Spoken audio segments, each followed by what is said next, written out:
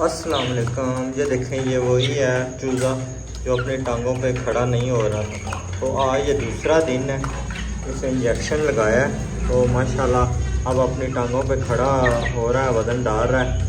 तो आपके भी साथ में शेयर करता हूँ इसे क्या इंजेक्शन लगाया है और कितनी डोज में लगाया है। इंशाल्लाह ये 3 दिन में रिकवर हो जाएगा। तो एक ये मैंने टैलोपिन दिया है, ये 0.1 लगाया। ये आपने जैसे आज सुबह लगाया है तो कल सुबह लगाना है, ये 3 दिन इसी तरह लगातार लगाना है। और इसके साथ आप ये B12 भी इस्तेमाल कर सकते हैं ताकत के लिए, और MEY कॉम जो सा वो भी इस्तेमाल कर सकते हैं। ये भी पर केजी के हिसाब से लगाना है, 0.1 ml लगाना है।